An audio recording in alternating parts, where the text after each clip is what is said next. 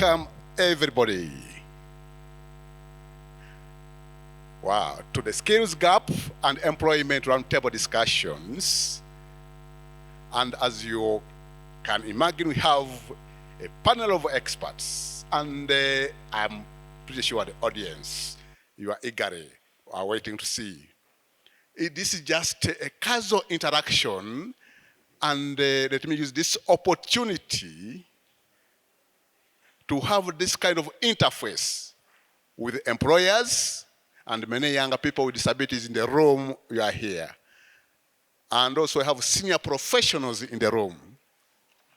Without further ado, we are going to have this kind of engagement, and all of you in the room. Today's session is well structured in 4 ways. We can have just a recap to remind ourselves what transpired in last year's Disability Inclusive Conference, looking at the gaps. We had so many stakeholders, so it's very important to remind ourselves on that, and of course can inform us our way forward. Later, we are going to have a round of questions to our senior panelists, our colleagues, our employers, our partners, our brothers, our sisters in front here. Then later, we will have a question from the audience, briefly. When we are done with that, we shall go for another set of questions. But the first round of questions is always feel free to also come up with questions and ask something around skills gap and the barriers that people with disability face in accessing employment. When it comes to solutions and way forward, you just keep it for that right time when it comes. So, without further ado, ladies and gentlemen, allow me to give some highlights on what happened in our last year's convening. And from there, we shall be able to build on that for our discussions. I have a slides to take us through.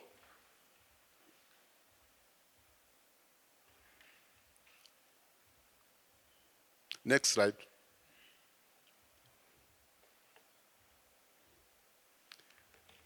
Yeah, last year's we agreed that there was a mismatch between the skills that people with disabilities have and what the employers require.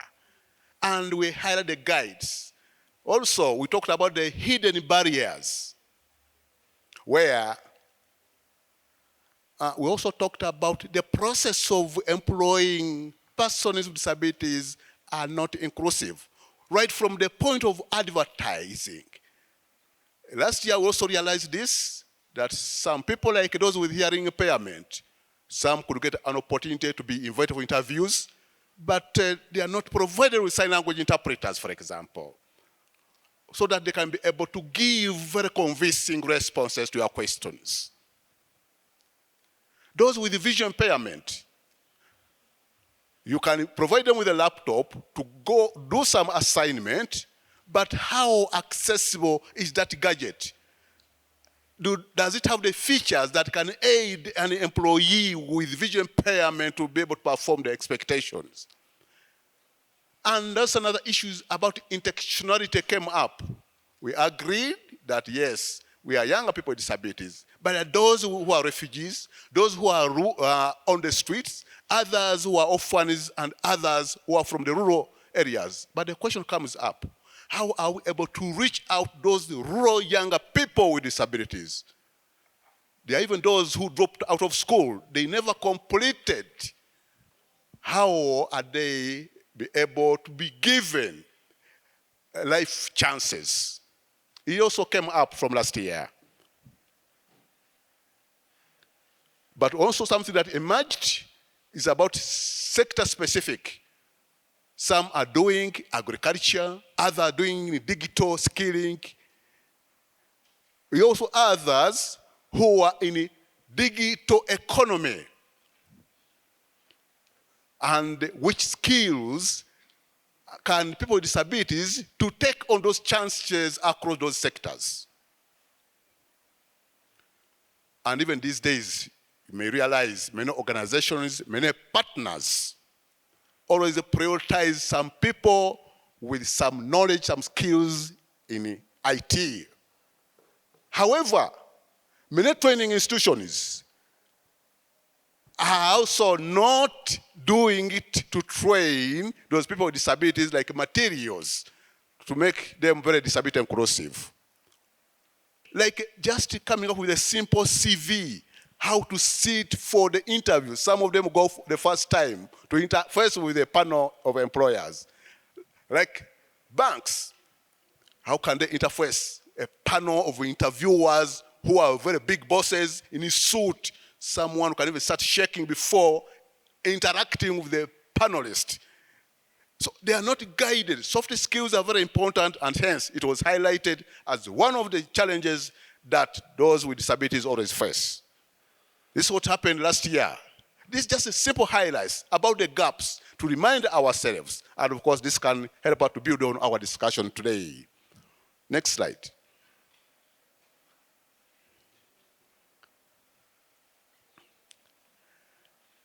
So therefore, this session is looking at bridging the gap between the employers, academic institutions, government bodies, employers, even development partners. That's the reason that we have to align with the market. There are a lot of market, and there's a lot of demand in different sectors. Who is responsible to do that? Is it the universities or skilling institutions? Because late after finishing the university, they say your skills are not matched with what we need. What should I do? So there's a lot of struggling. So let us, as a panelists, look into this and have an interaction, that kind of discussions together. My panelists, I can inform you, there are so many younger people with disabilities, especially those from universities, USIU, and when they look at your faces, some of them might even have come with their CVs in your bags because they would wish where they want to go. They are looking at you and looking forward to hearing from you. Next slide, please. Next.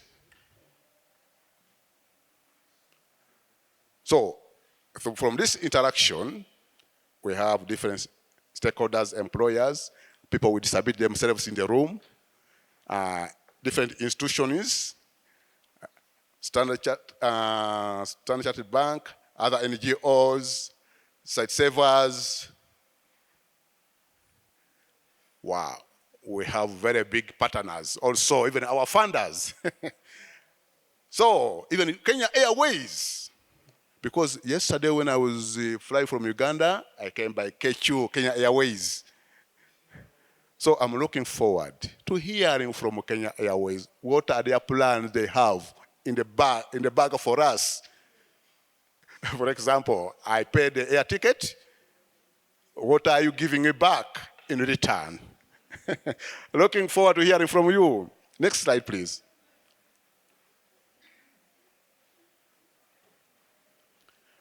In the interest of time, I may not go through each and everything. And allow me to introduce the partners to allow us to be within time.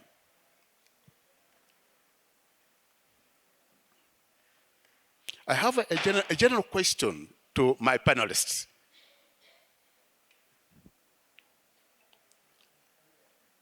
Just you can tailor your response to the sector you are working in or company organization you are serving. We need to have a feeling of an African perspective, because I know Safaricom is operating across Africa, Site Savers International, Kenya Airways, you're everywhere. Standard Chartered Bank, you're everywhere in almost Africa. Yes, Standard Chartered Bank. You're also serving Africa. And all of us, we are serving Africa. So if we can be so interactive to provide an African perspective and not people think it's just Kenya-based, but in African perspective.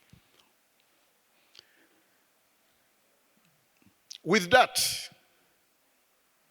just share with us, what do you feel have been the challenges that younger people are facing in the area of skills gap with your agency? Yes.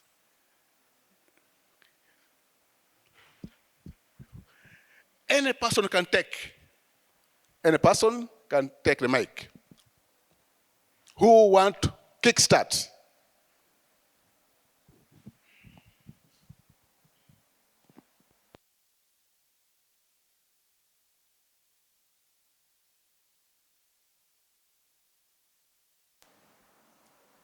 Good afternoon, everybody. My name is Munyori, and I work with Standard Chartered Bank, Human Resources Function. I pride myself as a people and culture lead across Africa. We are represented in 12 markets, which I do take care of. And I think the question on the challenges for young people are actually homogeneous. Across the markets that we are represented, I think I see common themes. And one of them, if I may highlight, is what has already been highlighted as part of what we discussed last year, which is how do you get ready to honestly bridge the gap between academia, what you've gotten from school, and what the employer is looking for. I think we have been on a journey. That gap probably is not as wide as it used to be, because I see better and clearer collaboration, but that, for me, is one of the biggest challenges that we face across the continent. And we have to continue having this conversation to then ensure that that gap is absolutely negligible. And maybe I'll share later on, because there are many challenges. Of course, we've talked about what we discussed last year. The ability to present yourself and the ability to match what you would call a soft skill against your technical capability to an employer. I think in certain markets in Africa, we have better help than others, but there is still a need to get our young people then to show up and be able to then match the two against the need for employment.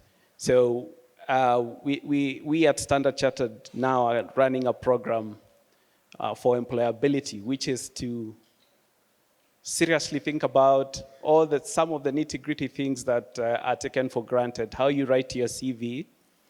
How do you write your CV in an AI generation of recruitment? What are the key things that you need to look out for? And then how do you present yourself? Of course, I own up to also to other challenges, especially with persons with disabilities, as we've said, that there are certain things which are still not accessible, including our portals, employment practices, but those are some of the things we should collaboratively bring together and get a solution for.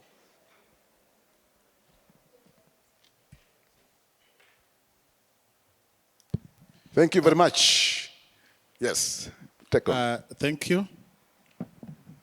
Yeah, let me not belabor what my colleague has alluded to. Of course, we also appreciate the missing linkage or liaison between the industry and the learning institutions. But this is a conversation that has been there for decades. And from the perspective of KQ, that is Kenya Airways, that I present here, I would want to talk about a few areas that require intervention across the industry and across the continent. First and foremost, we as a KQ, we are present in Africa and beyond. And therefore, the interventions we make is looking at Africa and beyond, to say the least, at the global perspective. And what exactly are the challenges we'll be talking about? I would like the audience to appreciate that we are coming from a highly regulated industry. And therefore, beyond the industry liaison with the learning institutions generally, we have also taken into consideration the need to partner with the key stakeholders in bridging the gap, so that when one is in school, as they graduate, as they join the labor market, they need to appreciate what we are looking for as an airline. And what are we talking about? We are talking about the first obligation that we have done as an airline, being to embed in our policy and in our strategies, and even sharing a portion of our employment opportunities for the young ones who are joining, and especially apportioning this to persons with disability. And how does this come about? We have had a scenario where, from the leadership, we have developed buddy programs. We have also sensitized the top management, and the board has actually approved all the strategic and operational interventions that we are putting in place. Now, when you talk about the skills gap in aviation sector, how best can you address it? You can only address it better by doing what we are doing currently. We have a school where we enroll graduates, and we allocate a percentage of the people we are enrolling to the PWD, and we ensure that they are empowered, that they learn, so that once they are ready, we can then now onboard them from that point. But the only issue that we have to deal with is the manner in which the system has been regularized in terms of what are the unique, what are the inherent skills that you require to qualify and work in specific sector. But as KQ, we are proud to be here, and we are saying the journey to inclusivity is a journey that we are ready to walk and conquer together. Thank you. Thank you. Thank you, Kechu. And on the last point, this comes handy with NITA. NITA, I heard you talking on how you work with different stakeholders to ensure that the skills gap are probably worked on. And of course, you realize that some skills do not match with what is so required. Now, this goes to NITA to respond to this question, how to solve that issue. Okay, thank you. We do have collaboration with the industry through the representation of sector training committees. There were 9 before, but when we realized that not all sectors are comprehensively being represented, we expanded to 12. And I want to note that the chair is here for the overall committees, Mr. Njioka. We are in the 3rd cycle of the sector training committees. And what the sector training committees do, their membership is drawn from the formal and representation from the informal sector, through Federation of Kenya Employers, through Central Organization of Trade Unions to represent the employees, such that when we want to develop our curricula, we are well guided. We draw the membership or the participants from the industry through the sector training committees. Where the sector training committees have not fronted, then we go to partners who also have interactions. For example, We have interactions with organizations like Site Savers, who would know things like the language. And one of the things that is bothering, especially in the training area, is the language to use in terms of, let's say, like in the hearing impaired. There's one language in the work area, and then there's a different language in the training. If it is the Braille, are they standardized? And maybe this is where our partners could actually look into to ensure that these materials, or the language for Braille, the language for the sign language, they are standardized, such that if somebody leaves NITA, or if somebody is in an institution and they are sitting for an exam, is the language the same? And is that the same language they're going to fight even at the employment? And the other thing we have done is when we do partnerships, we ensure some of our partners go beyond just sponsoring the person who has a disability. They sponsor even the helpers. Because if you look at certain disabilities, somebody may not be able to go alone. If it's somebody who is maybe autistic, they may require somebody to interpret. And we have a case currently of somebody who studied in one of our centers. We have a center of excellence that also has a large component of inclusion. And the person's helper was the mother. So this person is employed, but the mother also goes with the person to work. The person is a data entry person, and the mother ensures that the person has understood the role. So how many employers are ready to create that space for the helpers?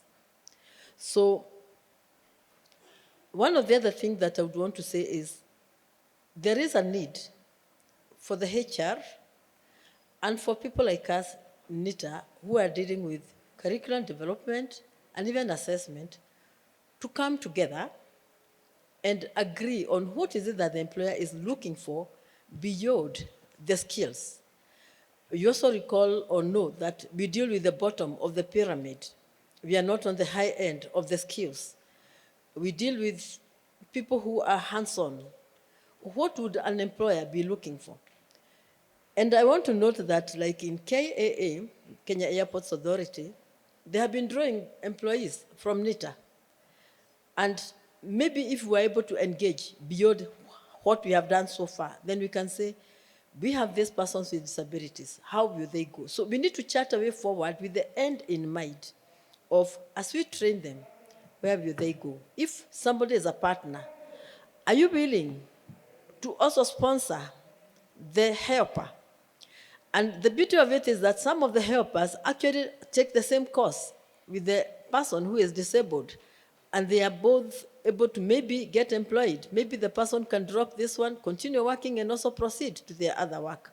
So the benefit is multiple. It's not just to the person with disability, it goes beyond. But that discussion, especially with the HR practitioners on what more can an organization or an authority like NITA or academia do. If you look at Machakos, which is under the Ministry of Education, they have blended learning together with the current Institute for the Deaf. Some of the challenges they are having is, do they have the digital presence across the country? Are the persons with disabilities able to access the digital trainings which are happening? Which language is there? Is it a language the person can understand? Is there somebody helping this person in the far-flung areas as they go through their learnings or the training in the digital? Is there somebody to ensure that they're able to go to the workshop safely and access the workshop so that they can be able to do their practicals? I want to say that there are several success stories. Some of the people who did the training, actually, some of them, they're also working with the family. What mentorship is there for the family members so that they can be able to also provide the necessary support such that once the person is done with their training, then they are able to support the person into work. For instance, one of the persons I know is doing hospitality. They bake with the family. And I think that is good enough training such that a hotel can engage such a person and take them up. Currently, Kempinski has several graduates from Machakos who are in hospitality. Can a hotel be able to say, yes, we have done this? So it's also a challenge to the employers to open up their space. Thank you. Thank you very, very, very much. Just a moment. And when you talked about or share your experience, and I cited site savers also, you talked about site savers. In relation to that, maybe site savers can come in. Give us your initiatives, which you have come up with, and you feel are geared towards filling the skills gap, which can help, remember, the head of institution, the employers, what kind of initiative, best practices you have in place you can share with the audience as a take home to get from you.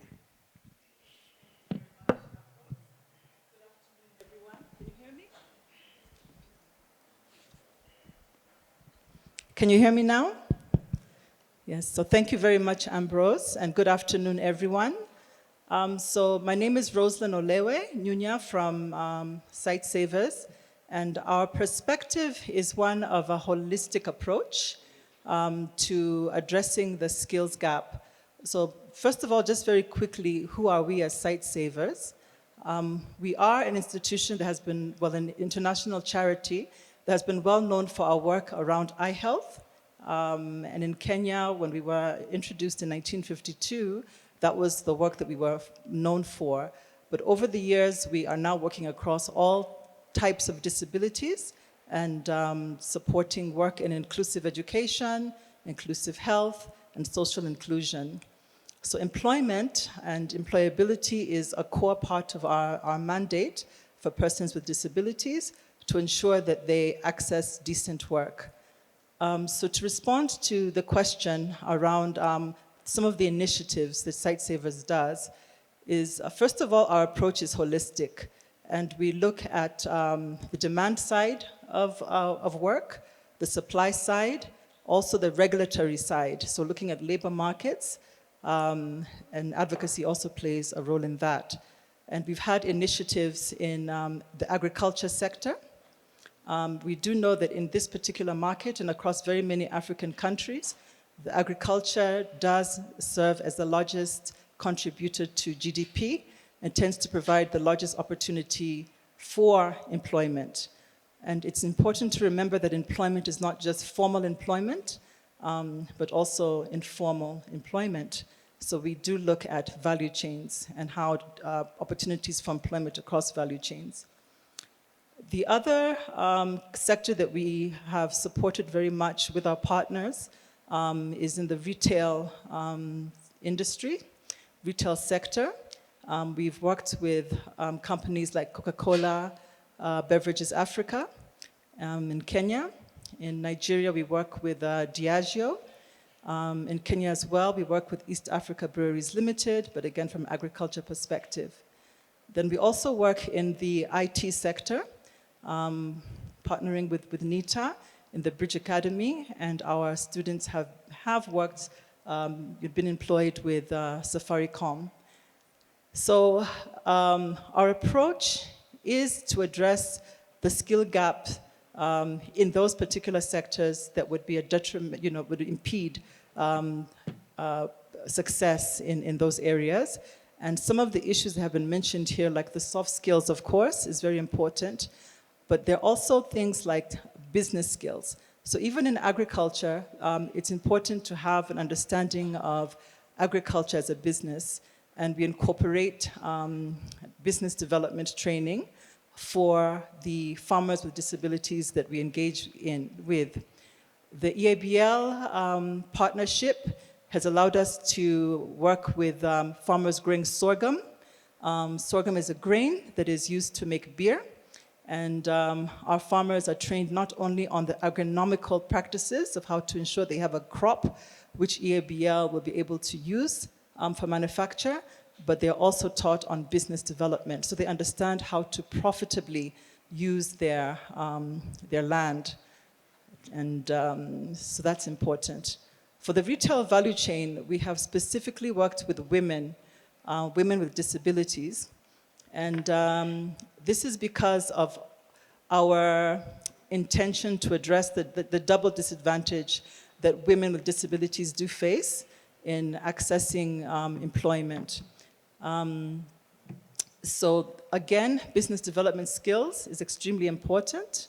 And for us, the end game is that the skills that are imparted to the retailers within our initiatives can be carried across any other business that they would like to do. So if they move out to expand to other fast-moving consumer goods, for example, they now do have the skills to do that profitably. Yeah, so I think I'll leave it at that for now. Thank you very, very much. Thank you a lot, site savers, for sharing. And this is really interesting. You have talked about soft skills, and many younger people with disabilities, even in the room, are beneficiaries of soft skilling. But some organizations think they don't know the importance of foundational soft skills. They don't know what it means. But it's very key, I can inform you. Like I personally, I was able to get a job. Otherwise, I used to struggle. Even in writing a CV, I just put, I was a health prefect, I used to be, or I was a musician, only I could put things that are not selling. My CV could just say I was a footballer, only. And yet, such issues are not important to make you get a job. So, because of missing out the soft guidance, soft skills, so it's very important to continue. Now, building on the soft skills, it really led to me, we are Light for the World. We also embrace soft skills, and we have a big signature program called We Can Work, operating in 7 countries. And in the room, we have inclusion employment experts. Maybe they can share with us the approaches they are using briefly, in just a minute, from Light for the World. Okay? In that area, what are you doing?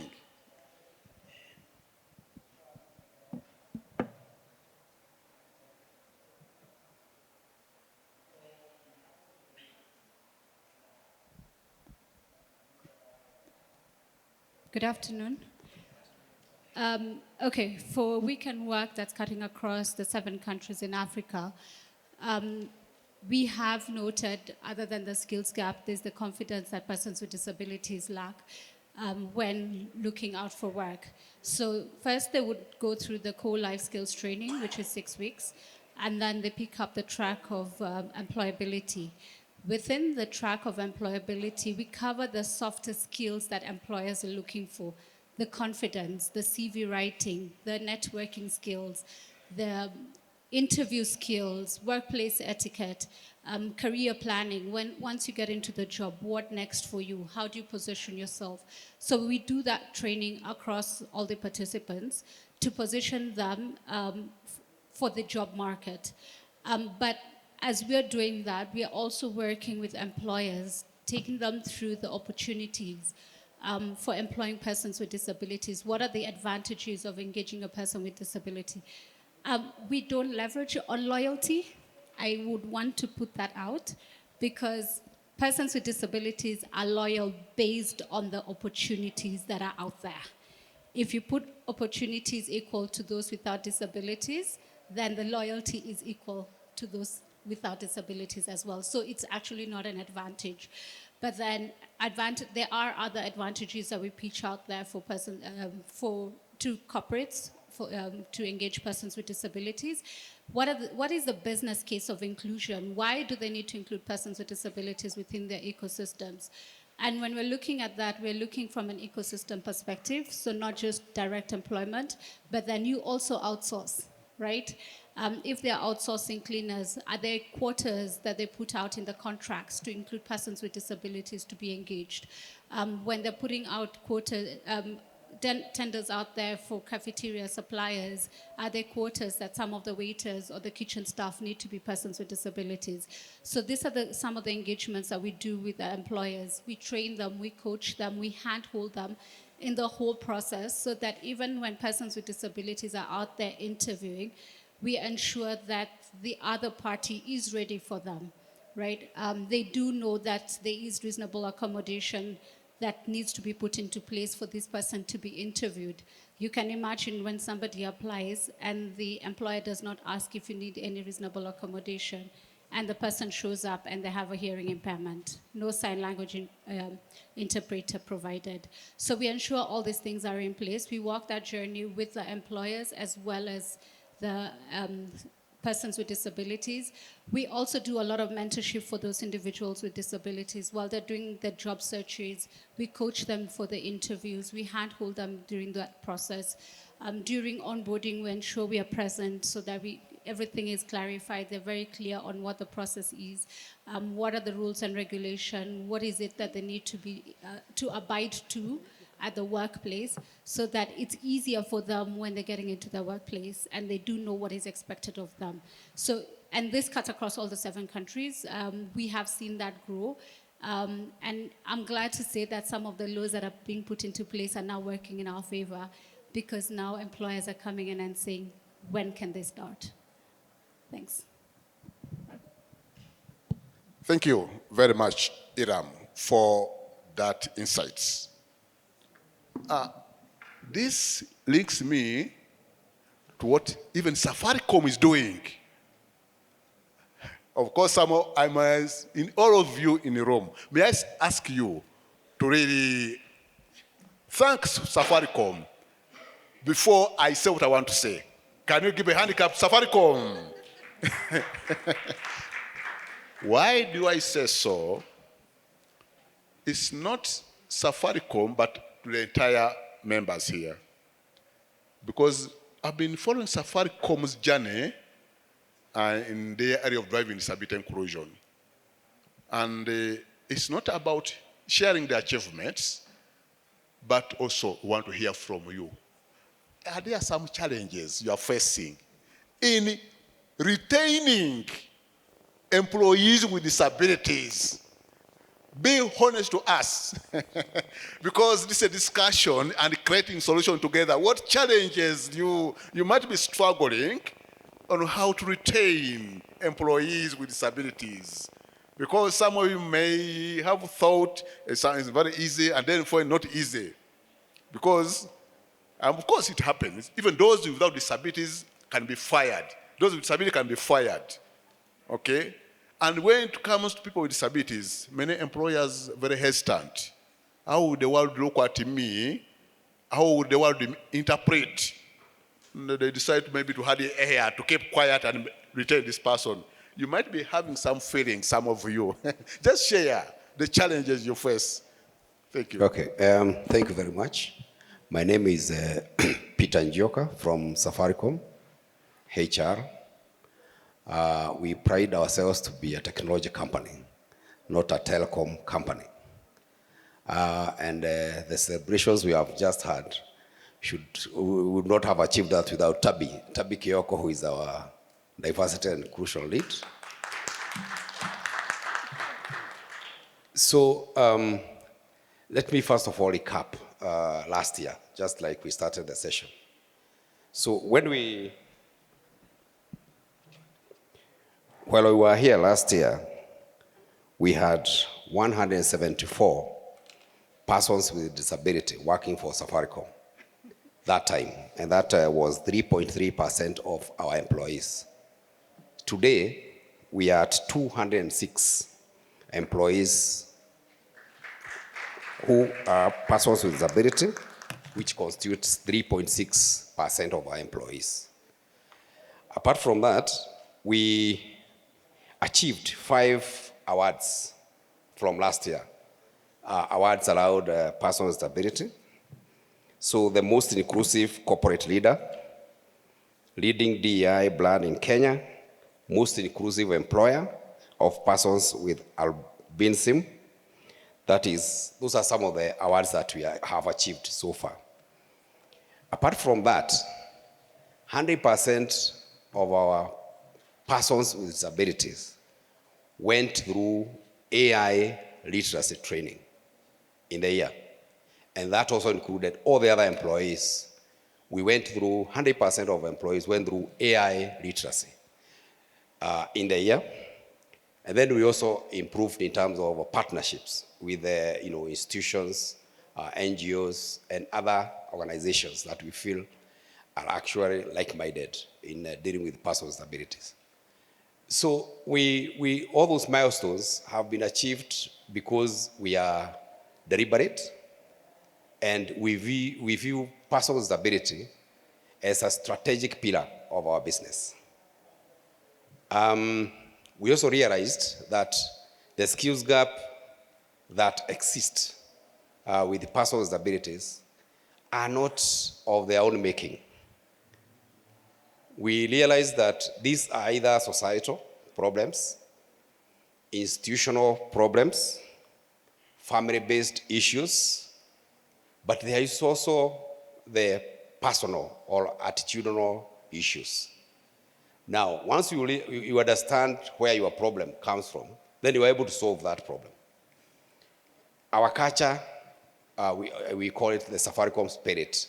And in the Safaricom spirit, we have purpose, customer, innovation, and collaboration.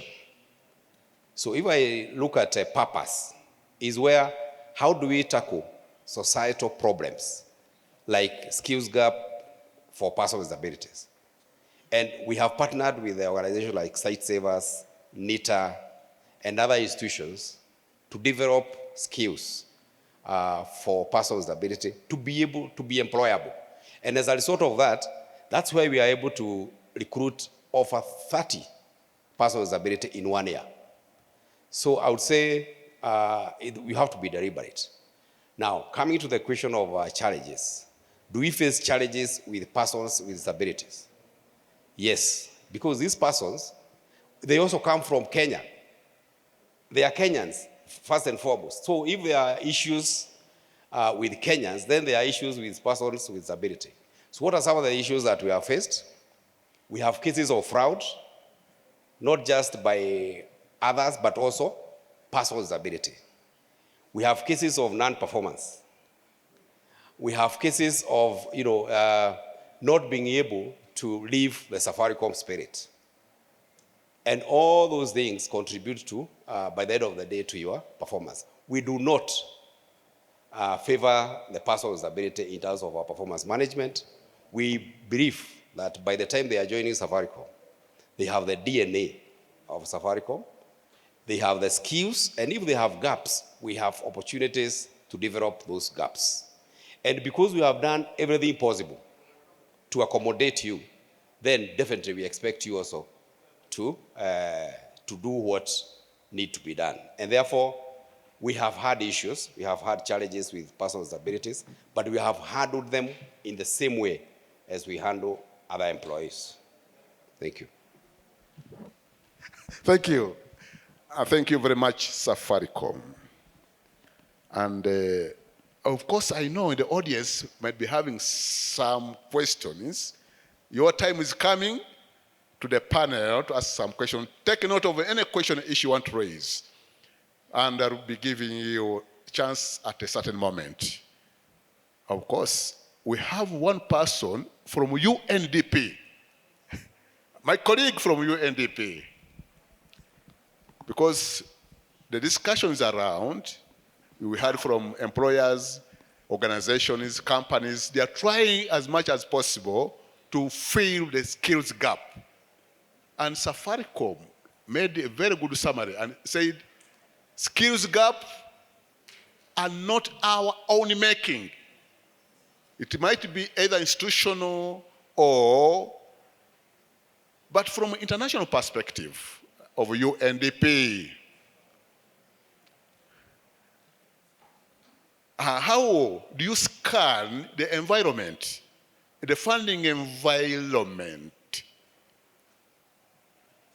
How flexible can you be in supporting to provide solutions to such challenges?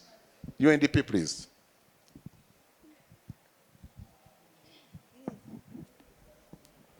Thank you very much. So if you allow me to go back before I answer your question. So we have quite a big challenge, which is data. Data is one of the major challenges. When we speak about resources, the question is the data in line with the resources? What usually surprises me is the fact that last year, one of the reports that was launched with Oxford, the report was stating that Kenya, we tend to lose $7.7 billion every single time because of the exclusion of persons with disability. This is 6.7% of our GDP. So this clearly means that this is where we are losing. So from this, we can get to know the gap which is there and come up with really smart ways of knowing what the data is and getting the solution. Secondly, we need to collectively take responsibility, all sectors that is. As UN, honestly speaking, I'm a bit embarrassed. That is UN in Kenya. My sister Tabby over there,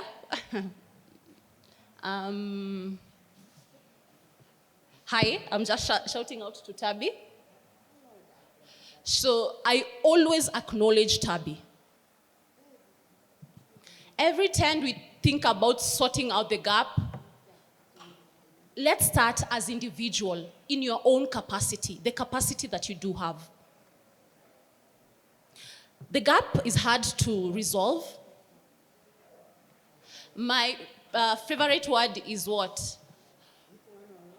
We tend to have 4 pillars when we are building a house. So if one collapses, the whole house goes down. So I'm just trying to project that the skill gap, we need to tend to have a clear data when we are doing these researches so that it can help us to know, or rather analyze, how we can resolve this gap. As UN family, last year we decided to have a collective partnership thanks to Safaricom, KQ, that is Kenya Airways, the KCB, Kenya Commercial Bank. Thank you for committing yourself to offer 1,400 jobs, meaning that with these gaps that we tend to have, it will help us to see whichever capacity that we have individually and the resources which we have, which is quite an important fact. But what can we offer? When we are ready to offer, then probably the resources might come in. So the question that you've posed unto me, how UN tends to disperse this funding in general, that question is a little bit tricky. I can't answer directly, but what I can state is we need collaboration in whatever we do and come up with a strategy with our partners so that we can develop collective strategies to persons with disability and to achieve inclusion. Why am I saying that? Historically, cutting of funds has happened and we have seen what has happened already. Many persons have lost their jobs. So how many people have found the data of how many people have lost these jobs? Who has the data currently? No one has that data. No one has come up with that. No one can say how many people have been affected with USAID, the specific number. So meaning we need to think it in a huger lens and come up with one strategy as partners. And us as UN, yes, we tend to fund, but also we can have technical capacity and policies with our partners and see how we can work in a harmonized way to resolve the gap and the problem that we have. The skills which site savers have, the trainings which NITA is giving, whatever we are driving, the Standard Chartered in the bank sector, we can all bring all that in and come up with a solution to the problem that is with. So we don't really need that much resources because we already have enough resources. So accessibility, the capacity is not the problem, actually. The problem is being collaborative. And, as well, respecting humans' dignity. And that is how we can resolve the gap. Thank you so much. Okay, this is the linkage. Looking at institutions of learning and even employers. Now, please, can I open up for questions around that? If you have any question which is not related to that area, you will be able to bring it at the second round. All right. Hello. I'm called Hindu, Gloria, coming from Uganda. Yeah, my question goes to the gentleman from KQ and then Safaricom. Yeah, my question to Kenya Airways, yeah. You talked of strategies and policies employing people with disabilities, but you haven't told us if you have already employed people with disabilities. Do you have them as staff with KQ or not? Then to Safaricom, you talked about recruiting 206 staff with disabilities. Am I right with the numbers? 206. I want to know which specific disabilities, because I know that some people would say working with deaf people is hard. Communication would be a challenge. Again, they would be paying double the staff who is deaf and the interpreter. So I really want to know the specific disabilities employed with Safaricom. Thank you so much. Yes, take note of those questions, and also Kenya Airways, as we also look for other questions. I will give chances to two more. They ask questions, I will answer at once. Please, someone at the back. So I'll introduce myself. My name is Karen Muriuki. I work in two different organizations. One of them is an EdTech organization that is based in Tanzania, but we have a Kenya offices just across. Our main objective is cartoon development for children through learning. And I also belong to an organization of persons with disabilities within Kenya that advocates for autistic rights. Now, I'm going to speak for two things. One, Ubongo has developed a neurodiversity internship program since its inception, in 2023. And so far, it's in cohort 2.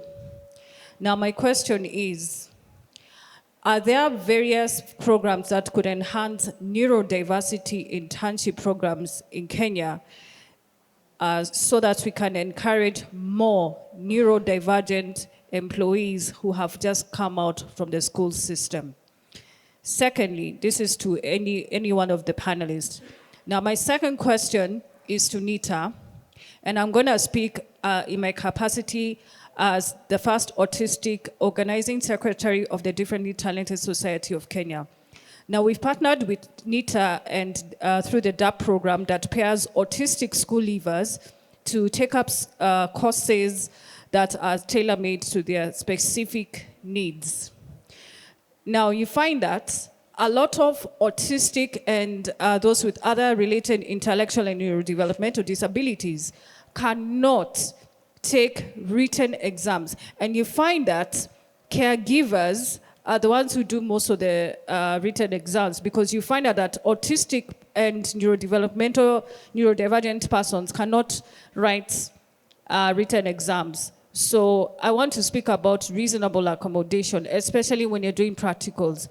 What are you doing to enhance reasonable accommodation in exams, especially among persons with psychosocial, neurodevelopmental, and intellectual disabilities? I thank you.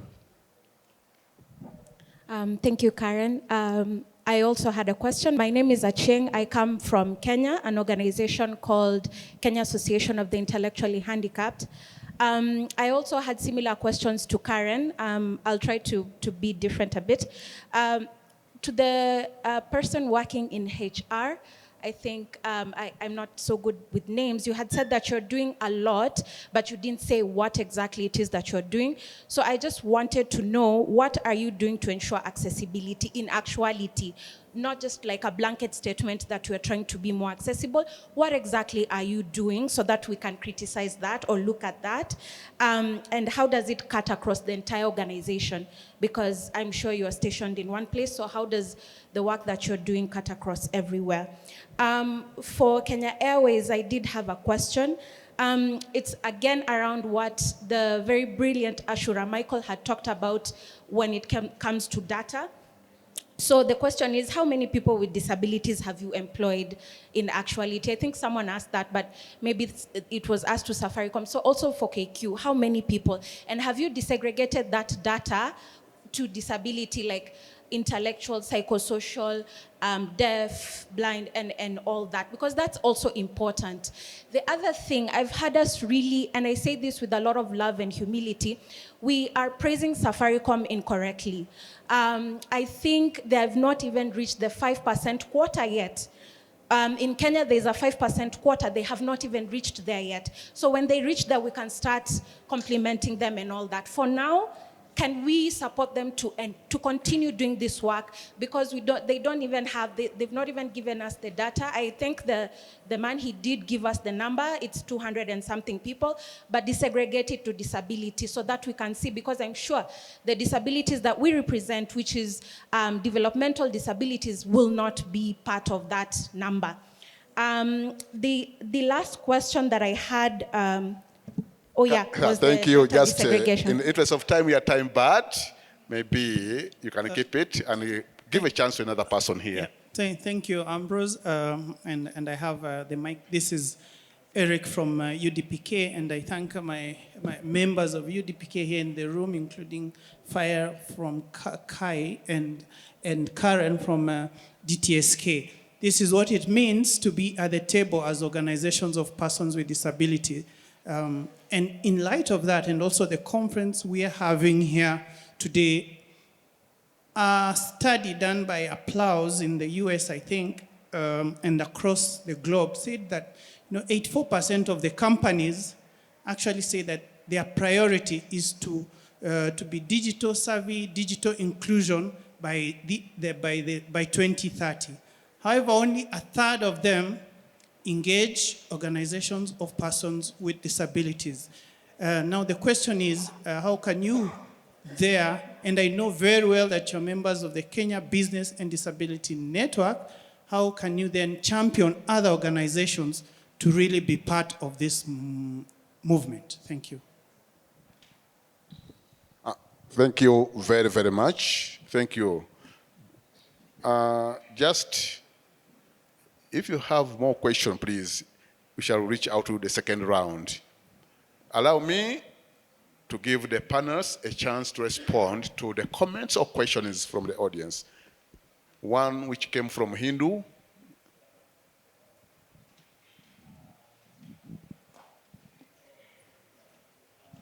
And also they talked about Kenya Airways, the policies. There are some policies that are guiding you. Can you take the microphone, please?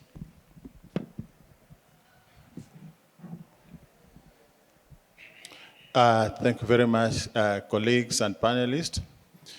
I would like to respond to the questions, the two questions that have been raised, one by my sister from the Pearl of Africa, and the other one from Acheng. And I'll say as follows, that at KQ, we have developed and embedded policy on DEI, which has been operationalized. We have so far started the journey of achieving the 5% allocation of jobs to the PWD. And what we have done so far, as of today, we have employed up to 26 persons PWD. And I would like also to respond to the issue of segregating the data, so that, for lack of a better word, we be very cautious in terms of discriminating in terms of employability. For the purposes of KQ, when we strategically assigned the task of allocating the 5% of our entire workforce to the PWD, we would not want to go into apportioning it in terms of this would apply to this person and this would apply to this person. But overall, we are looking at all PWD cases so that one does not say, you see, I have this category of PWD and here you are preferring X against me. So we are proud to say that we have started off the journey, and with the collaboration of our strategic partners, we are happy to report that we are happy to walk this journey and achieve the 5%. And that is appreciated from the moment we start the journey. When do we start this journey? We start this journey from the moment we are even advertising for our jobs. For those who are keen on looking at our websites today, you will find that in most cases, we even invite the candidates to declare whether they have any PWD cases that we need to deal with, so that we start accommodating them from the moment they apply or if they have expressed interest in our jobs. Thank you. Thank you. Of course, Standard Chartered Bank, but there was a question about how the human resource management should walk the talk. What are the practical steps in place you are having? Absolutely. I didn't do justice to the session. I think earlier on, my mind was fixated on just trying to address the global and African-wide challenges. And of course, one of the things that I also didn't bring out is systemically, I think we need to also keep thinking about how we create employment. We have a finite level of employers, how we break the barriers beyond that. Aching's question is valid, and I think what I was trying to address earlier was we have two facets of looking at creating inclusion and employability. One is from what the bank is doing. And through Future Makers, I think we have made strides so far. And I will also want to re-emphasize the spirit of collaboration. And I've had that being emphasized and coming out clearly, that this room has enough minds and people who can bring solutions. And that's part of what we do even with Future Makers.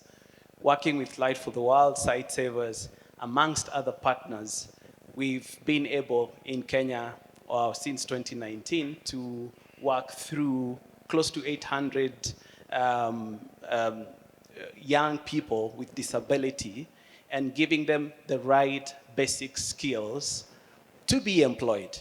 And that continues. And we now have gone into a program we call RISE, Ready for Inclusive and Sustainable Employment, which is part of that wider program in ensuring that we address the bigger concerns which are societal.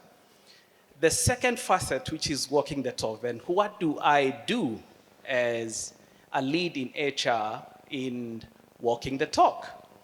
And the first level for me is actually precisely in that view on collaboration.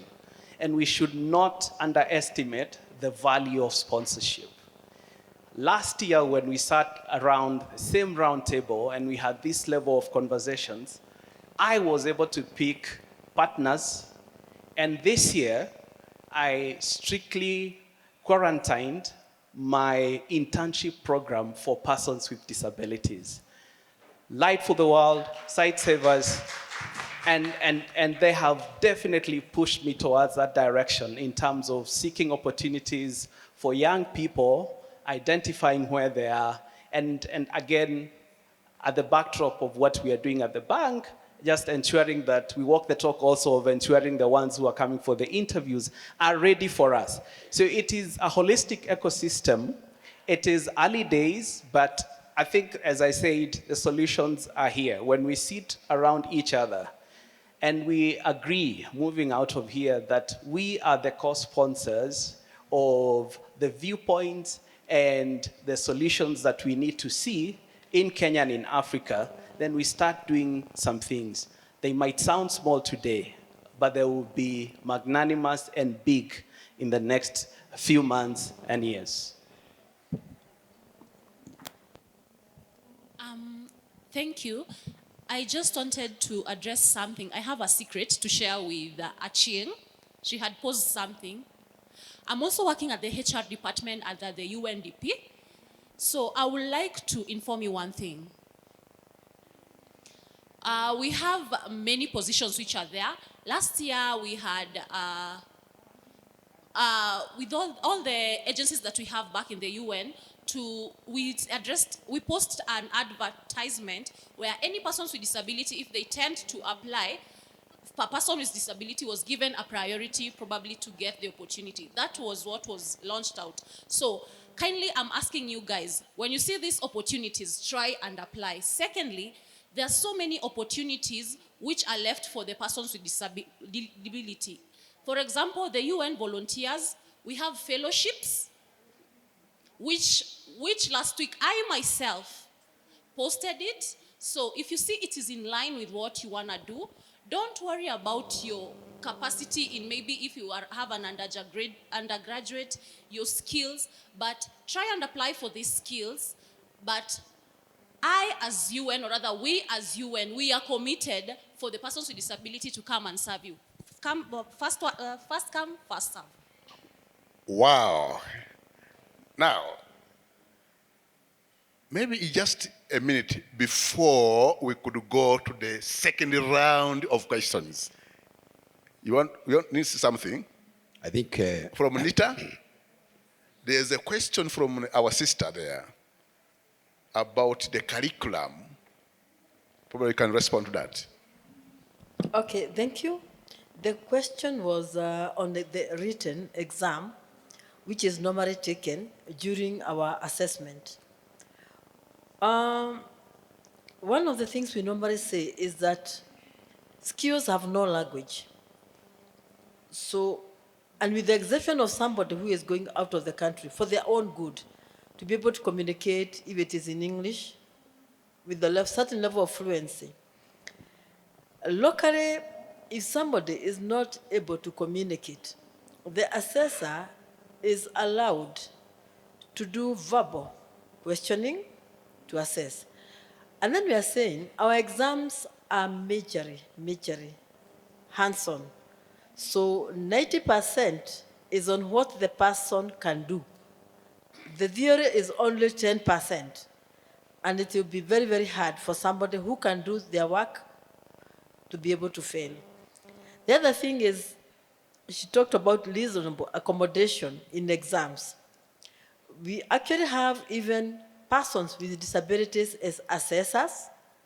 We have persons with disabilities being given extended time to be able to take their exams. And if somebody has a disability, which they have indicated, then the assessor is supposed to give them extra time to be able to finish their exam. Remember, our exam is not just a written exam. Our shortest exam is about 6 hours. It gives somebody a lot of time to be able to sit. One of our exams takes even 3 days. And within those 3 days, somebody comes every day to continue with their exams. Persons who are able, without any disability, may actually take such an exam in grade 1 within 2 days. But the time allocated enables somebody who has a disability to be able to take their exams. But where there is need to add time, we normally add the time. Thank you. Thank you. I think there were some specific questions on Safaricom. I want to clarify. I said we are at 3.6% of our full-time employees are persons with disability. We also have interns.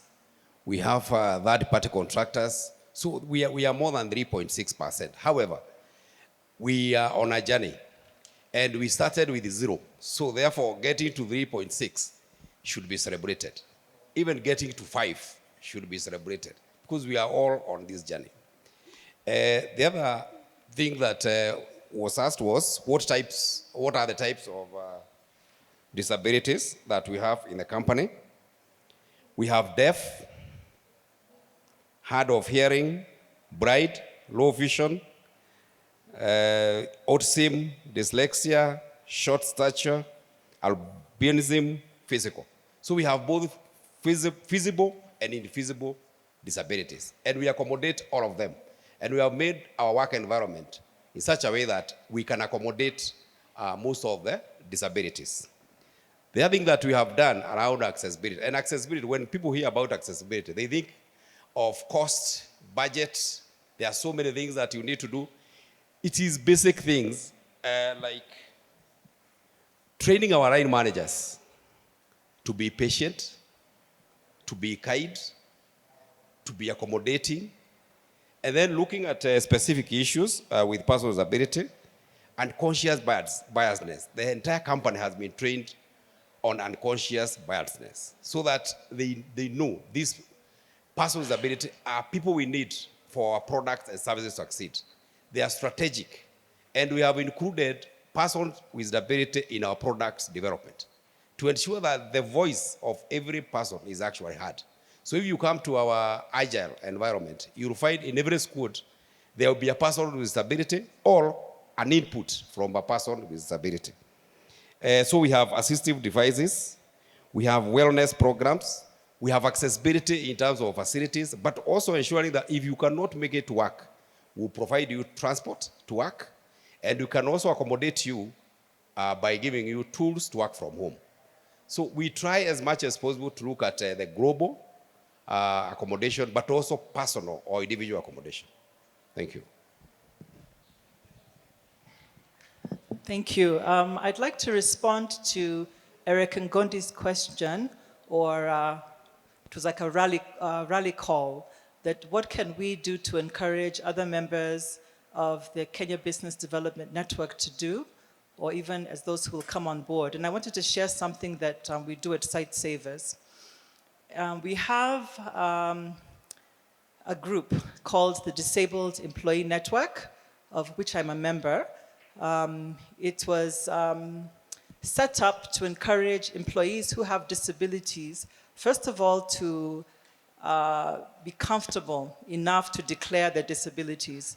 Because a lot of times you may have people who did not declare at the point of applying for the job, even when they have been offered the contract, even when they're working, for various reasons. So it's important to encourage employees to self-declare so that they can benefit from reasonable accommodation and other things that will enable them to be very productive. The other thing is we have allies of the den, and these are persons who do not have a disability but would like to support. And a lot of these are line managers and country directors and regional directors. And this helps, of course, to ensure that the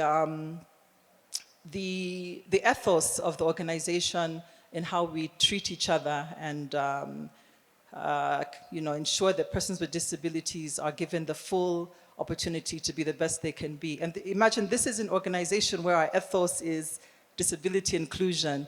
So we do appreciate that organizations where this is new, it is quite a journey. So that would be something, Eric, that I would encourage, that within the organizations, it should not be something that's domiciled within HR only, but it's something which employees can be encouraged to support. And one of the initiatives that we are doing as the Disabled Employee Network this year is to do a survey.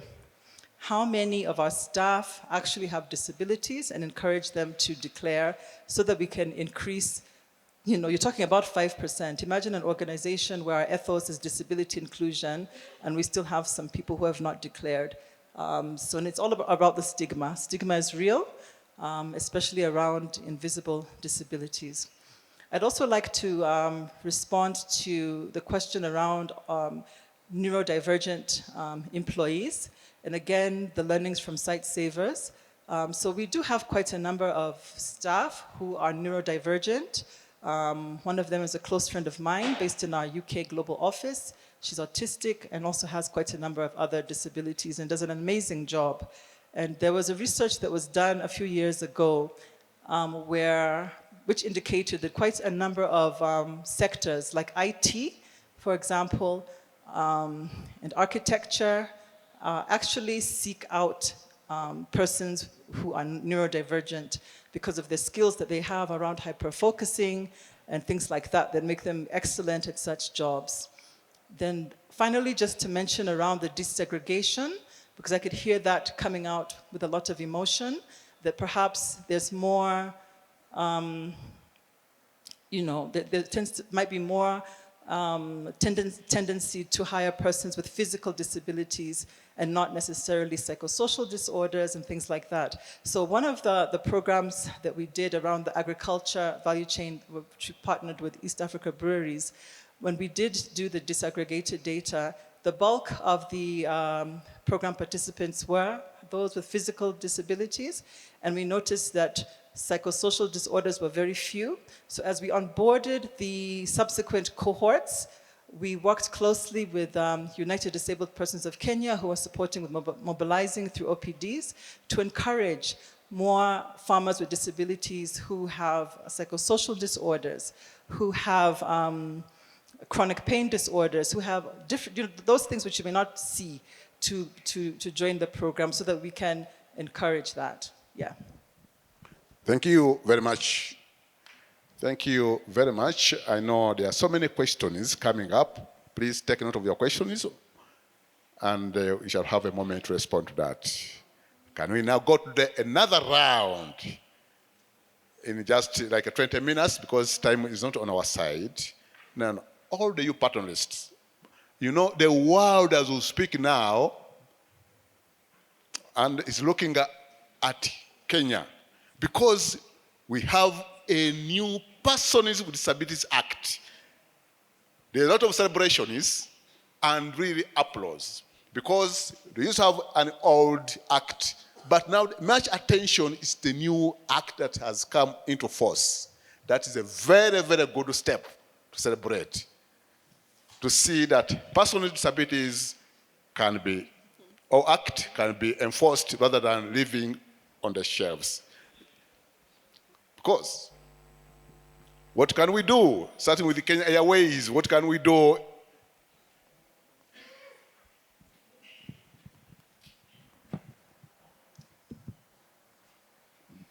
Very well. About the new act, that is the PWD Act, I would like to start by saying that this is the best thing that has happened, but it did not come from the act alone. It started off from the promulgation of the Constitution of Kenya 2010. Then the act now comes to operationalize the constitutional dispensation.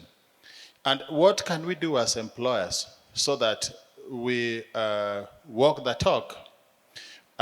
What we have done at KQ is, first of all, to entrench the tenets of the Constitution and the tenets of the law in our policy, and come up with the standard operations procedure on how to accommodate the aspirations of this act. But we didn't stop from the policy level. We have also gone a notch higher to enhance it through strategic interventions. And that is why when you look at what we are doing at KQ, other than the board approval, we have sensitization programs involving managers. We also have what I would call cohort programs where we train the employees, we train managers, and we are doing this not as a part of our compliance obligation, but we are embedding it so that it becomes part of the culture. And that is what now enhances our collaborations with the external partners, like the site savers, like the National Council for PWD, and every other persons that have worked with us in this journey. So the best thing to do is to build on it as a culture and deal with all the barriers that we have all experienced as organizations, beginning from the stigma that has been mentioned here, so that we are saying that disability is not incapacity, so that we harness the unique talent that they bring on board to enrich our strategic positioning in the business. Thank you. Thank you. Next. In just a half a minute. Okay, from the side of government and maybe the Ministry of Labor and also NITA, one of the things that we would do is to ensure that the policies that are being implemented are aligned to the revised act. So it is necessary then for organizations to relook, if it is NITA, to ensure that now that the act has been passed, can we align ourselves to that? And even moving forward with what is already in the act, and my colleague has said it stems from the Constitution, as we move towards the agenda of the day, today we are talking about recognition of prior learning. There are targets which every certificate awarding institutions have. Like NITA, we have 450,000. Out of those, how many are going to go to the persons with disabilities? How many persons with disabilities are ready to go through that kind of a process? So that is how we would want to address that. Thank you. I think what do employers need to do is to embrace the act. It's to execute. I would want us to elevate the conversation beyond compliance, because many times that's where we go wrong. If we don't get this at the spirit of what it's deserved, then we will be, as we had earlier, be saying, I have made my 5%, I'm compliant in this, stop looking at me, stop looking at me. But that's not the spirit. I think the spirit is to ask ourselves as employers, how do we genuinely lift the spirit of inclusion in our organizations? We've just started that journey, and it's amazing that this kind of forum, one of my colleagues who's here with me was busy asking, who can I partner with, who can I collaborate with to start educating my populace on this act and the things they need to know. And beyond the organization is to pull even our family, and I had somebody talk about that earlier on, because it's me and the organization, yes, but it is also me and my family, because it's a Kenya thing, not an organizational thing. And I think early days, early shoots, this is the right direction to go. So employers, we embrace it.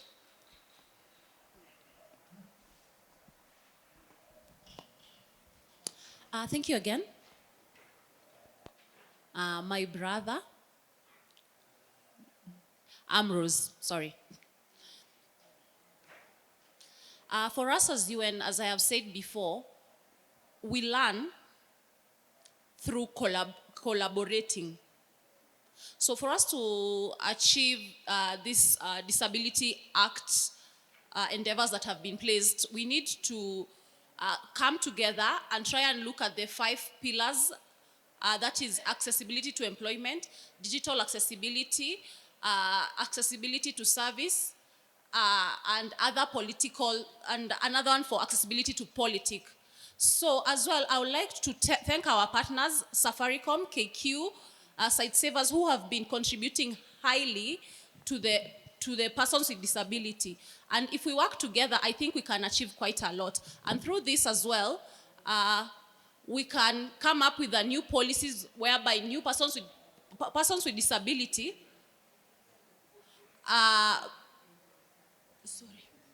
OPDs should be probably owned by persons with disability, so that when they are accessing procurement services as consultants, it will be easy for it to be implemented and achieve whichever resources that they need.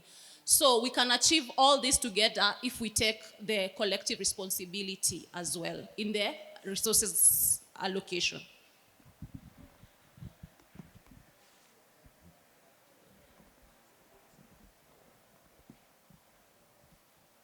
I think for me, the Act is just a guideline, and it's okay to create awareness about the Act so that we are not on the bad side of the law. However, it is very difficult to go to a Safaricom manager and tell them, this is a new law, and therefore we have to do this and this for persons with disability. It will not be acceptable. But if I go and tell them, if you employ a person with disability and you come up with a product, you'll have more customers, because this product will be accessible to not only all of us, but it will be accessible to every person in Kenya. So that will sell. If I tell a manager that compared to other people, if I look at disciplinary issues or cases that we go through in a company, out of 100, probably only one will be with a person with disability. That manager will listen, because I have the data and I have the information. And I know that in terms of productivity, most likely a person with disability, let us get to say a hearing impaired person, it is most unlikely that they will not waste time. At tea time, lunch time, they will actually concentrate more than the other people. So I will use data points and information I have for the line managers to buy into this Act without directly telling them you are complying to the law. But however, by the end of the day, we will still comply. So I think if you make persons with a disability agenda a strategic agenda in your organization and be deliberate without thinking of tick a box, then we'll go very far. Thank you. Thank you so much, Peter. That leads very well to what I had wanted to share from Sightsaver's perspective, and it's around celebrating what has come through the Act is amazing, and it's the work that we do around systems change from Sightsaver's perspective. And our sister from Light for the World, when you talked about business, that it's the business case of inclusion that should be more upfront than a charity kind of model, etc. Even ensuring that the law is enforced will really much be built on things like data to demonstrate to employers that it makes business sense for them to do what the law now is actually telling them to do, not because it's a good to do, or not that it's a charity case, but because it actually makes business sense. And one of the things that Sightsavers does is research and evidence. So we gather a lot of research and evidence to be able to demonstrate, to influence policy, to influence that kind of thing. Yeah, so I thought it would be important to share that. Thank you very, very, very much. Wow, that's wonderful insights. I know there are a lot of hands. Some questions up there. Thank you very much. Our incredible panel of spectacular individuals. You actually demonstrate an extraordinary trait of being very enthusiastic about disability inclusive employment. And literally, my question was basically about policy. And I was going to refer to the recently passed disability law here in Kenya. But I think my dear colleague, Mr. Ambrose, has put it very, very nicely. So in the interest of time, I am going to defer, this chance to another individual. But I had some follow-up questions that I would have asked. But for now, let me give this opportunity to another person to ask a different question. Thank you.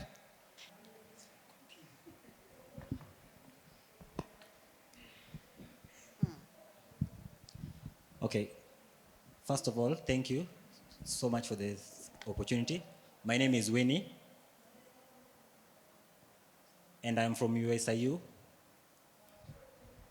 So my question is about the UN volunteers. It is highly competitive, And very many times we've applied, but we haven't been successful. So what strategy can you help us so that when people apply, persons with disability apply, that we can get an opportunity to become internship as well? That was just my question.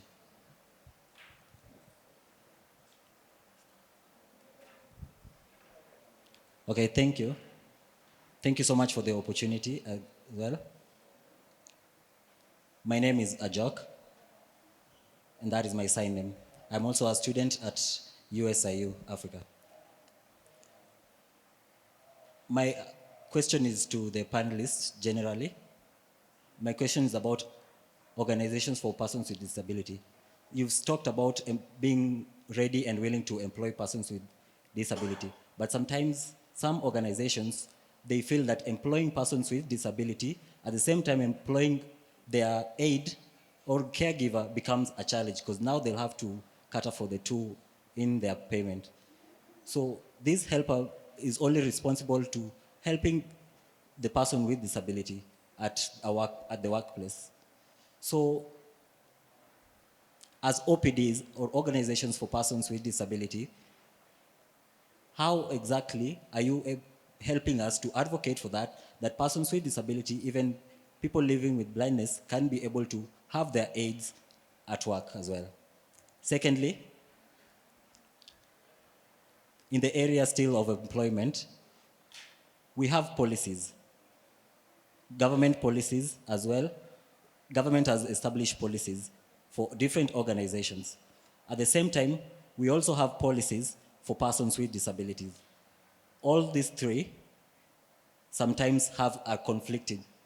And because sometimes a person with disability can apply for a job, but the organization policies is in conflict with, maybe the government says, for example, that they need experience for like 10 years, and the organization itself has its own policies about experiences. How can we solve this conflict?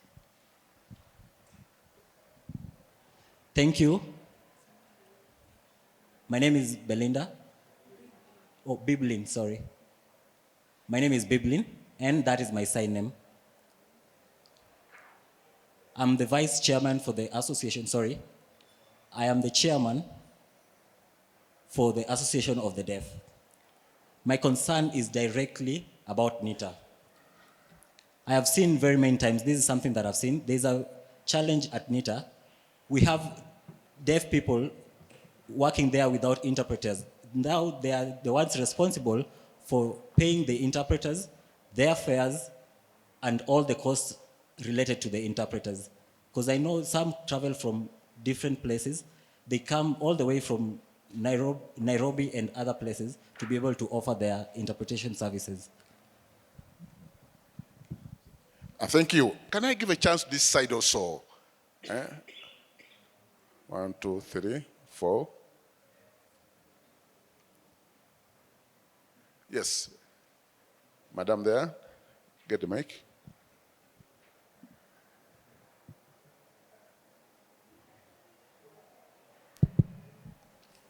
Thank you so much. My name is Marie Ruize. I'm from Rwanda. I work for the National Union of Disability Organizations in Rwanda. My question goes to all the members of the panel, but one of them, can you answer it? So, as we have heard, you are doing an amazing work in terms of inclusive employment in Kenya. But we all know that there are other organizations, companies, or institutions that are not employing persons with disabilities. They have a 0%. So my question is, what are you doing as allies or OPDs in Kenya to encourage those organizations to step in this journey of inclusive employment, so that other people with disabilities who are out there with degrees, with confidence, and with different skills to get employed and to have that chance of having employment? Thank you. Thank you. in the interest of time, please, can you stick to 30 seconds? Half a minute, one question. 30 seconds, please. Good evening, thank you. Justina Mutinda. I come from Kenya Airways, and first I want to appreciate the panelists today. I know we've spoken about issues to do with policies, things to do with strategy, and of course collaboration. But my question would go to maybe a follow-up or a recommendation around how we are aligning ourselves to the Sustainable Development Goal number 4, because that's what builds the foundational aspects of maintaining a talent pipeline for the future. Sustainability of talent in the future, how does that look like in the future? Number 2 is things to do with other sectors. In the aviation, we are very big. And what I'm asking is, my colleague here, Rose, right? You spoke about neurodivergent. We are big in that, and I appreciate that that particular skill set does very well in technical areas. So what is it that we're missing in that space that can be brought on board just to make sure that those particular persons with disability are well taken care of? Thank you. And I wanted just to give an example is the health sector, hospitals that can bring that kind of therapy. And then one more important thing is regulators that would impede acceleration of skills and employability of persons with disability. Thank you. Thank you. As the rule members again, we are really time barred. When I ask you to, give a chance to speak, please. Stick to half a minute. Thank you so much. Let me use my half a minute very well. I want to ask site savers and the bank what plans they have for the needs. Not in employment, not in education, not in training and skills. Because these people are equally very important. I realize that we are centering majorly on formal employment, but those guys in the informal will take us back eventually. Thank you. Okay, hello, my name is Wilson Masinza. I'm a deafblind person. I work for Deafblind Association of Kenya. Okay, we have deafblind people, but we want to know how many have been employed as deafblind persons.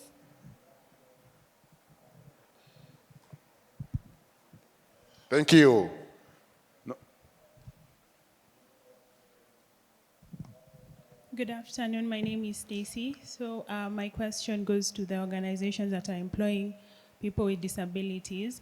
I've heard that you've said that you mostly get people from NITA. What happens to those people who already have internships? Like for me personally, I have a degree, a diploma, a certificate, and I'm currently pursuing my master's. But getting a job has been difficult. What advice would you give? Thank you. I liked the question, concise.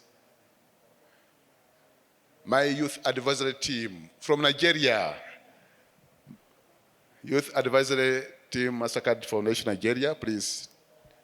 Thank you very much for the opportunity. My name is Stephanie. I'm part of the Mastercard Foundation Youth Advisory Council in Nigeria. So I just wanted to ask a brief question because I'm the diversity and inclusion lead also. So we've been talking about policies and feedback. I just wanted to ask, who ensures that the inclusion policies are more than paper, and what happens when they fall short? And is there a feedback loop from employees with disabilities themselves? Then my second question would be, what does performance evaluation look like for employees with disability in your company? Is it equitable? That's my question. Thank you. Yeah, so thank you so much. And I just wanted to ask, question to Safaricom and KQ. Yeah, yeah. So I just want to ask about the retenability rate of the young persons with disabilities you've employed, because you'll find that most of the time it's all about the short-term exposure in the name of internships and all that, but there is no long-term growth for them in the organization. So I'm just basically asking about the retainability of the young persons you've employed in your organizations. We have 2 last chances.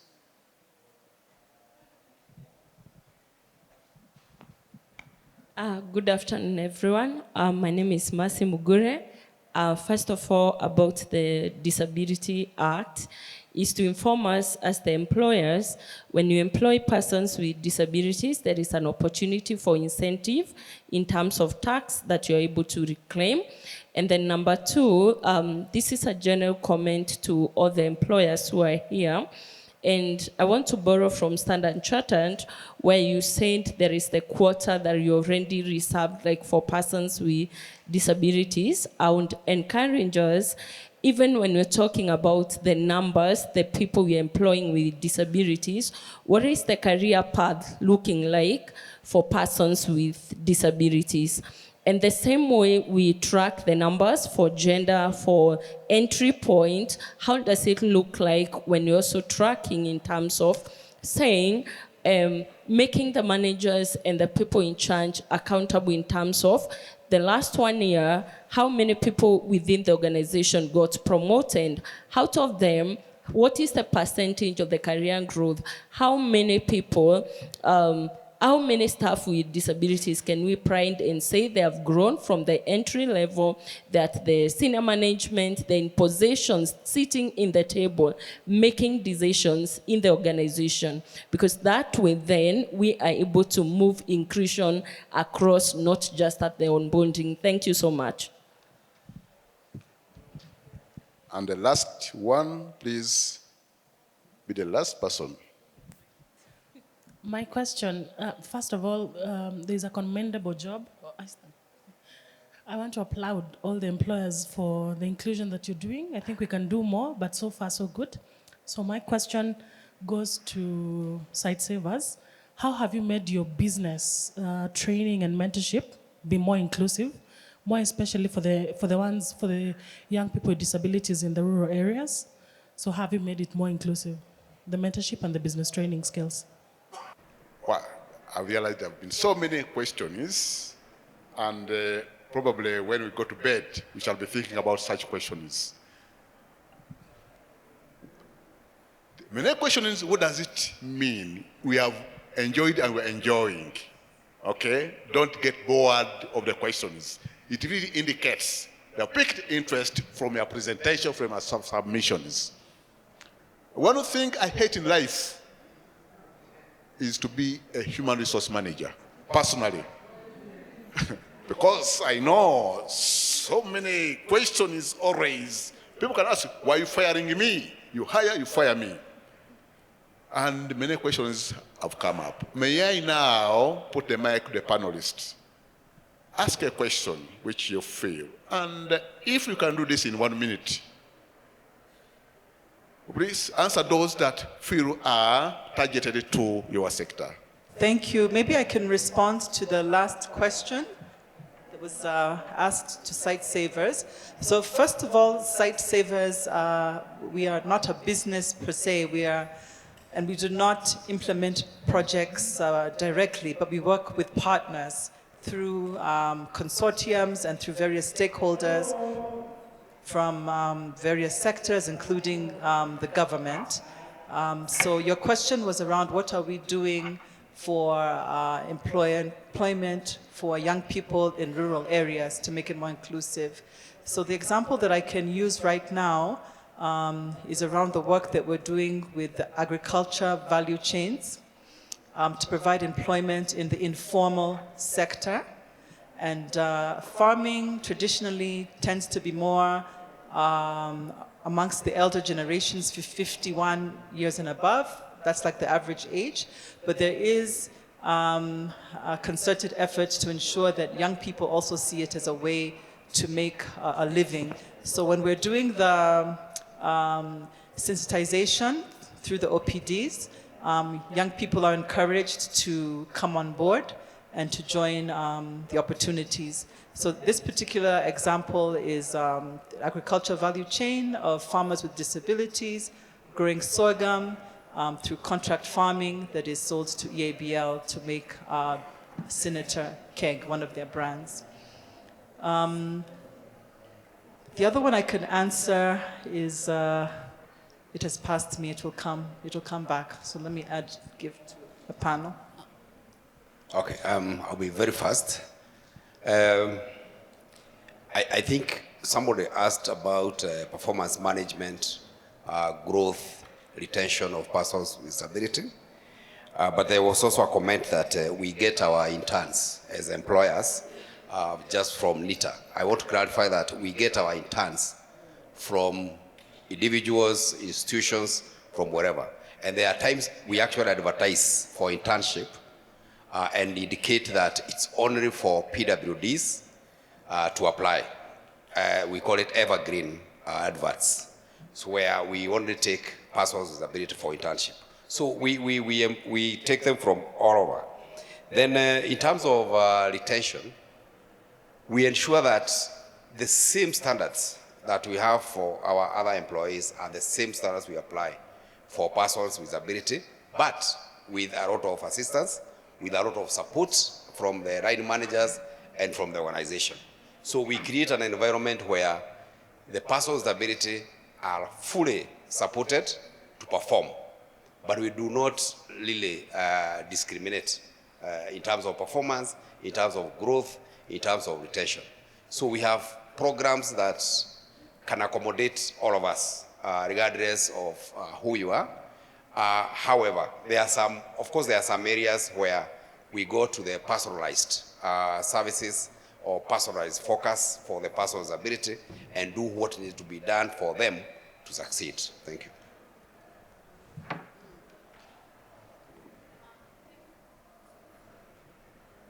Thank you so much. I'll be brief and I want to answer Winnie. She had asked, actually, I didn't want to forget. So I like to try to talk about the applications whereby she was saying that she has tried to apply and failing. One of the most simplest and thing that we have is the UN system.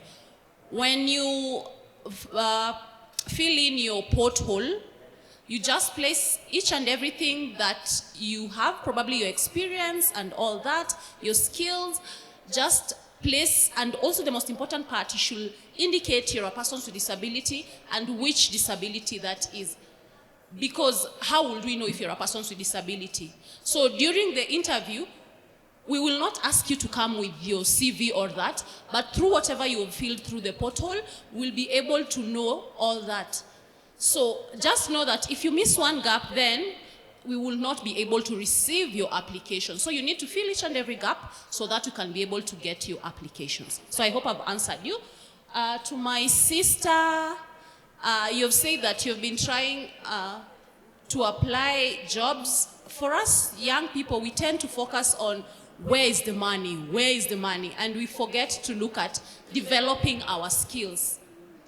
So we need to be ready to learn, to get spaces where that we can gain experiences, but you tend to see, you went volunteer, this I can't do it, I need to go for the money. For your information, the UN volunteers is one of the best paying position than most of the governmental position. So never look at the money, tend to look at the opportunity, okay? You never know tomorrow. Asante. And I'll start on the same note. I think, can we connect after this? Let's have a conversation that says mentorship. It should start from there. My sister from Rwanda, I think the Kenya Business Disability Network should be a springboard to spreading the tentacles. I don't think the work is done in Kenya. You had Eric challenge us to bring more businesses, more employers into the fold. We should think of doing that beyond once we get some grounding in Kenya. My brother at the back, you asked what banks can do. I think I tried to make a case on future makers with the bank, Standard Chartered. That's what we are doing. The program goes beyond just employment, and it is making sure that our young people are ready literally to face life. If you are going to be self-employed, what sort of skills do you need? And there is a whole set of life skills there around future makers. I'm just one, but many, and I know many others will be, that they do it as well. Yeah, I think the rest have been addressed by Peter. Let me skip. So to the person who asked about NITA not having enough interpreters for the assessors, I want to confirm that we do have some people who have been trained. However, I note that there is a gap. Then we shall be able to redistribute so that then it's possible when the people come, they're able to be addressed at their level. I also want to note as I wind up that we are going to roll out recognition of prior learning across the country, and we are going to invite persons to apply. So if you know people out there who have skills and would want to be assessed, and especially now the persons with disabilities, we invite them to make sure that they apply and indicate so. To the partners and the HR practitioners who are here, if you have people in your spaces of work who have skills and have no certificates, kindly let us engage so that they can too get through the process. Thank you. Thank you. Mine is to deliver good news. No wonder I'm talking as the last panelist. The good news we have at KQ, the Pride of Africa, is that one, we have performance management system and governance practices in place, chaired by one of our own heads, the Chief People Officer, that deal with all queries that you would come up with in terms of any bias that you would have on managing performance raised by a PWD case. What does it mean?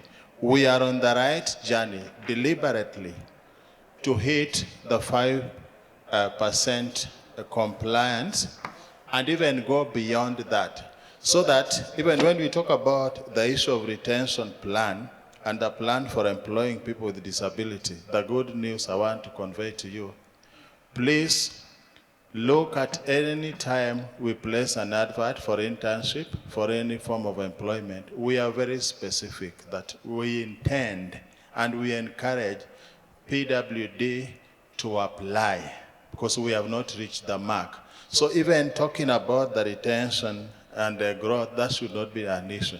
We are purposely and strategically aiming at meeting this, and we are therefore encouraging you to apply to KQ. You are welcome. Thank you. Indeed. Wow. Thank you very much, the panelists. Thank you very much for sharing your experiences. Now, when I was traveling from Kampala, something came into my mind on my flight. KQ has a commitment, or NITA has a commitment. So when I go to Kampala, I need to also inform back something about, I've gone with from this. Can you just give me one key commitment or pledge you can come up with for this year, so that when I'm traveling back, I have to keep back of my mind. Because even other people from Nigeria, from Rwanda, they also want to be proud of you that yes, from this convening, something tangible. And this is the pledge I got from when I'm on a cup of coffee, this is something to remember as a commitment. At least one from each of you. What's the commitment we are taking away from you? At KQ, we are committing to observe and attend the requirements within and beyond the law for the purposes of PWD. But we are not doing it for compliance alone. We are doing it as a business case, as a strategic advantage, as a way of life for our business. Thank you. Members, please, when someone makes a commitment, I want you to make a noise and applause in the room to an extent that even me, Ambrose, I can be able to hear you, though I have a hearing impairment. Are we together? So can we give an applause, a thunderous applause to Kechu? Now, let us go to NITA, the commitment you are giving us. Our responsibility is to ensure that the employers and the persons in the informal sector have adequate workforce to ensure the industry is running. And when I mean by industry is the employment space is okay. So what you do in the numbers that we assess, we're going to be strategic in ensuring that we apportion a certain percentage. We start with what is there today, then we apportion as percentage so that we're able to measure what we are achieving every year towards ensuring that persons with disabilities are assessed and certified in readiness for the job market or for self-employment. Thank you. Of course, with the support of the people who are here.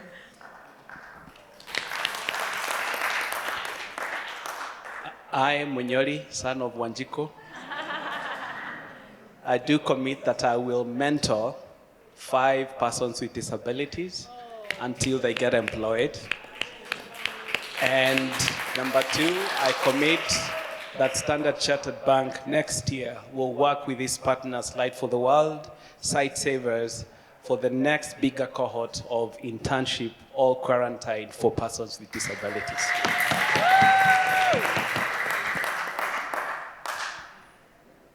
So for us as UN, we commit to support each and every stakeholder who is here so that we can work collaboratively.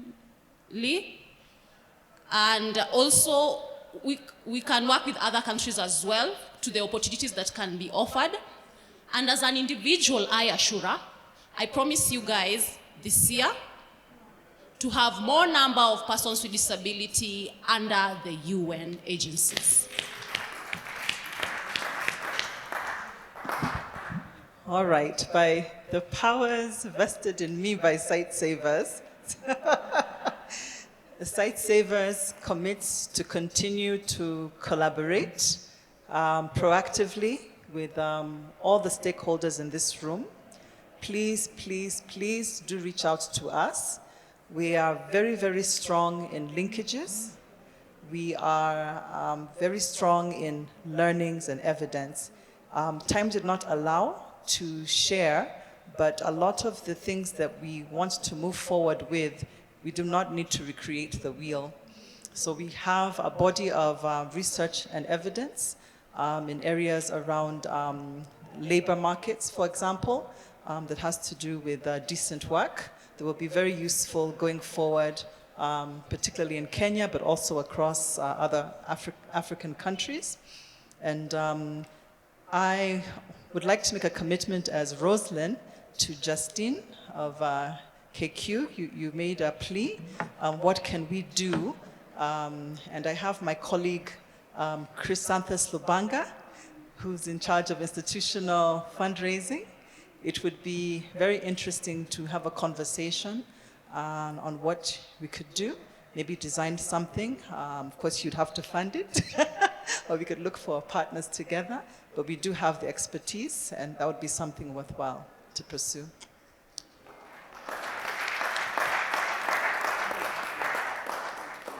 So as Safaricom, we'll continue to focus on our 3 PWD-based SDG goals. Goal number 8, decent work and economic growth.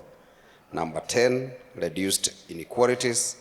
And number 17, on partnership for goals. And on that, number 17, as the chair of KBDN, we shall bring in 30 more employers on board.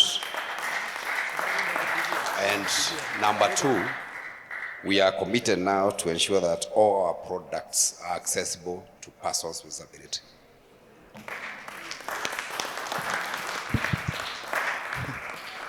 With that, those commitments, you made a commitment at the right time when our convener of the Inclusive Africa Conference, Irene, was listening to you. And I think she'll be in charge of following up those commitments. Maybe I can give you the mic to also summarize these commitments, because as we will invite Ambrose to come in again, but this is something to say something.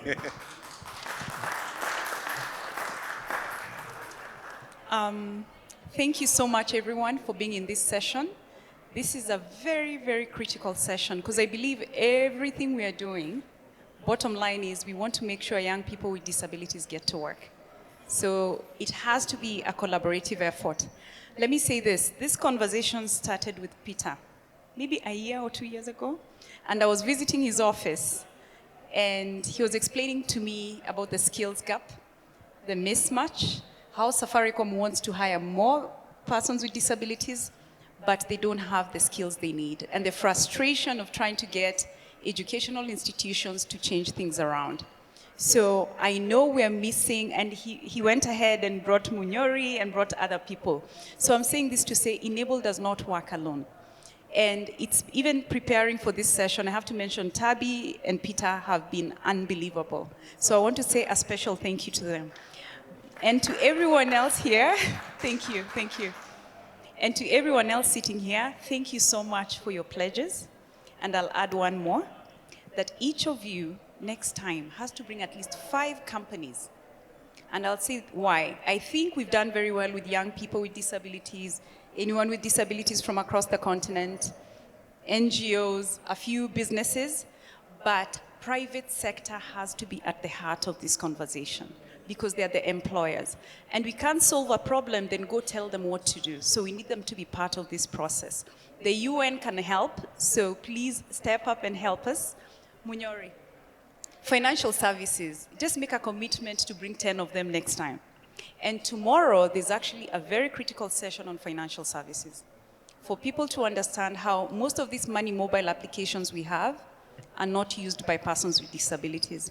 But the goal is to see how do we come up with solutions to help improve the user experience of your products, and you get more clients. Let me say this, I was in an advertising session, and the lady who's our MC from South Africa, Palesa, she said in South Africa, and maybe she'll repeat her story, she was trying to buy a car, but she couldn't buy a car because banks she doesn't have a driver's license. But the bank could not give her a loan. So they were proposing, we'll give your family member a loan. Then she's like, it's my money, so what happens when my family member dies? They didn't want to take her ID. Let me tell you, she went for it, she didn't back off. They ended up giving her a loan to buy a car, even if she can't drive, with her ID. And today, Absa Bank is her best bank in South Africa. But what she said was, what followed after that, every other bank now started providing that provision. You know, here we have the problem of when persons with disabilities go to the bank, sometimes they are told you have to come with a parent or somebody else. So I'm saying this to say there are so many things we can work around so that when you pay them, they can handle their own finances when they're working for you and not someone else handling the finances for them. So this is to say thank you, Peter. Thank you, Tabi, thank you. And to all our speakers, Munyori, thanks for coming back again. Thank you, NITA, thank you, KQ, you've been phenomenal, and thank you for supporting us. You always give us a discount on tickets when our young people are coming from all over the continent. Kenya Airways. Linda, thank you so much. And anyone else who's in the room who's not been heard, just know we see you. This is a team effort, stay engaged. Now, last but not least, we are actually going to, after this, this conversation does not end here. We are going to start a working group. And the purpose for this working group is to start identifying the specific issues, which we've already done, but coming up with solutions and documenting these solutions. Because I believe that if we work collaboratively, we can even publish a paper about what we believe should be done in the different sectors. We have the voice of the employers, of the trainers, of the funders, and even of the young people who need to get jobs. So I'm saying this to invite you to join the working group, and you can get members of your team to join so that we can see what solutions we can come up with. And this applies to everyone else. We'll be sending some emails about the working groups. And please, there's a QR code there for you. Please take your phone and make your commitment on what you pledge to do so that when we come to the next Inclusive Africa, we can be able to measure milestones. Once again, asanteni sana.